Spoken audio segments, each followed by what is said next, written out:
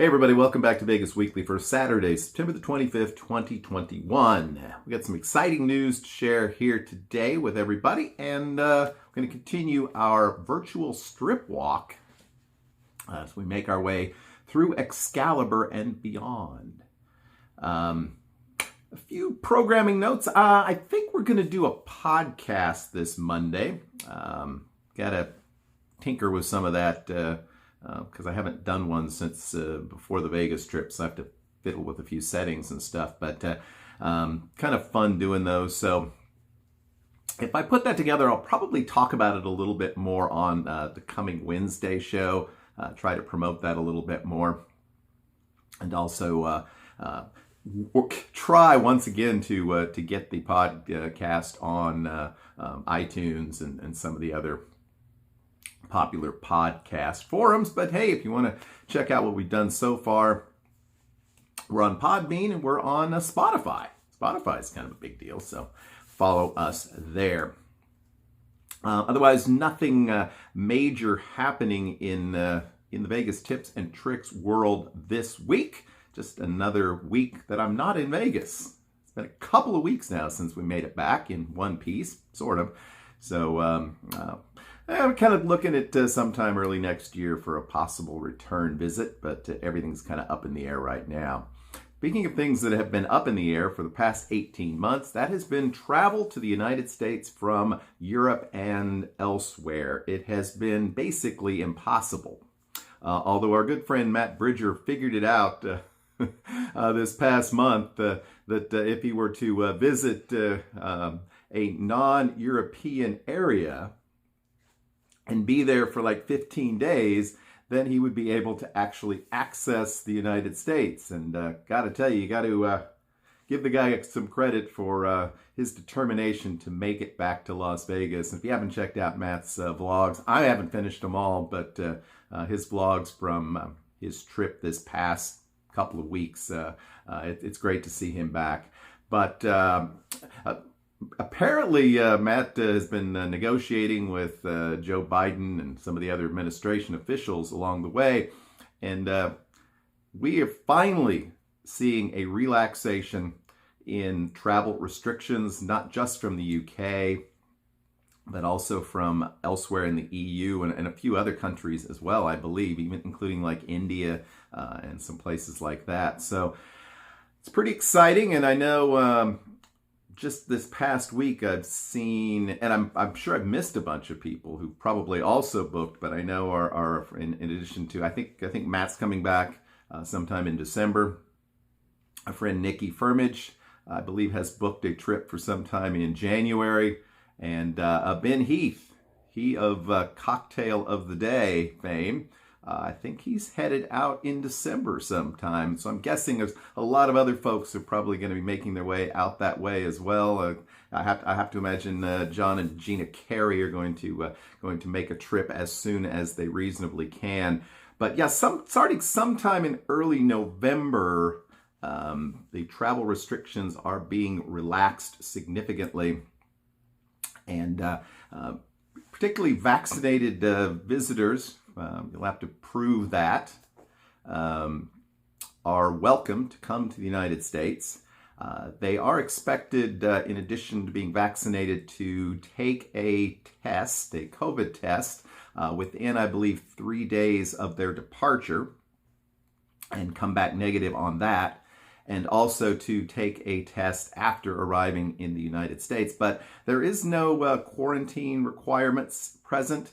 And within those rules, it appears that we're going to be welcoming a number of Brits back to the United States and to Las Vegas in the very near future. And we certainly are happy to see that. We're, that's maybe 6 weeks out or so. We should start seeing that. So those folks have been waiting a long time to make that happen. And I do know there's also a number of folks from Canada that are going to be making their way to the U.S. for the first time in some time over the next couple of weeks for the Rocktober events, for Granny Fest. I think once those two sort of almost coinciding events are over with. I think sort of the big time sort of meetups of the late summer, early fall will have ended, so yeah, so there's a lot of folks that are making their way to Vegas this fall who have not been in a great deal of time, closing in some cases on 2 years or more.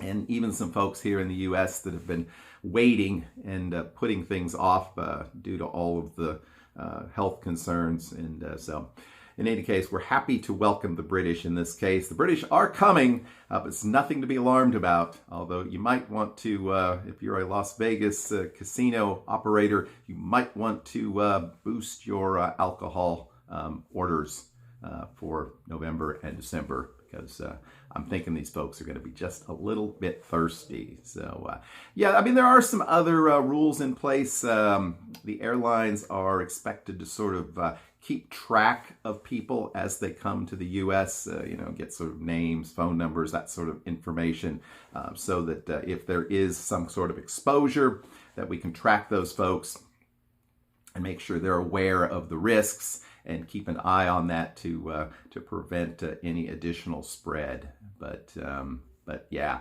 obviously very, very welcome news. And so it's going to be good to welcome our friends from the UK back to Las Vegas.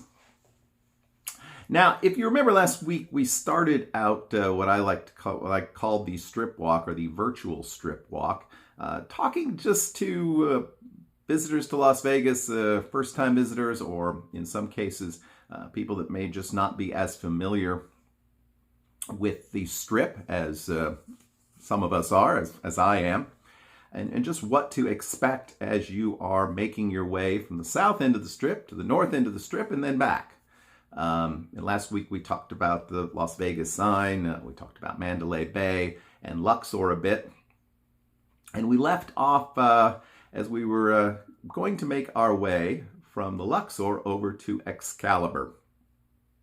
And these two properties have a lot of similarities. At this point, they've been around for, close to 30 years. Excalibur has been around for 30 years, I believe, and Luxor should be reaching that mark as well. Those sort of marquee properties of the early 90s have become a little bit run down and certainly are not the most glamorous places to stay anymore. But the advantage of that, of course, is that you're not paying quite the price that you would, certainly not the price you would have 30 years ago. So, and both properties have had some renovations along the way. But if you're already inside of Luxor, probably the simplest and easiest way to make your way to Excalibur is through an interior walkway. It's not that long a walk. I mean, you can take the tram. I didn't mention that last week. The tram is kind of odd, but if you are going from the south end to the north end, you can pick it up at either Mandalay or Luxor. But as it comes back from the north to the south, it only stops at Mandalay Bay. So whatever. I always find it almost more trouble to make my way to the tram and to wait around for the tram than it is just to go for a walk. And as I say, it's not a particularly long walk between Luxor and Excalibur. You actually have some windows along the way. You can check out the strip. You can actually see the tram buzz by you if it happens to be operational at that point. And the usual sort of signage for exciting activities at the casino you're about to enter. And when you do arrive at Excalibur, you will not suddenly be in the midst of a casino. You'll actually be on the second floor of Excalibur, where there are a number of shops and restaurants, including a very extensive food court. And this may be something, particularly for those of you traveling with children. I'd say the Excalibur food court is one of the most sort of kid-friendly places to eat. I mean, you've got Pizza Hut, you got Popeye's chicken, you got like Krispy Kreme donuts and the little Auntie M's pretzels and stuff. It's a lot of what I think a lot of kids would probably think of as comfort food, and maybe adults as well. And they don't care that they can get the same thing at the mall at home. They want their slice of pizza or whatever. So it's a good spot. if you just want to grab something quick. And of course, you've got your Starbucks and all that sort of stuff. You need a little coffee fix. Speaking of which, of course, we're on the Dunkin', not sponsored, but they're welcome to do so if they'd ever like to. But yeah, you're on the second floor of the Luxor, and it's a very simple pathway. You'll make your way to a set of escalators, and then you can head down into the main casino area.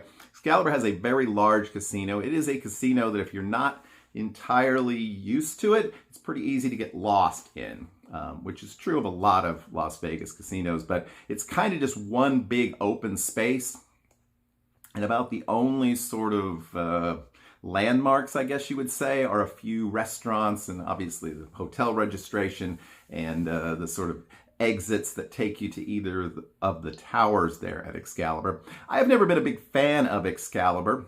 I will say that I think in the aftermath of the COVID shutdown, that they did clean the place up substantially. I don't know if they changed the carpets, but they cleaned them really well. And everything just feels a lot cleaner than it did a couple of years ago.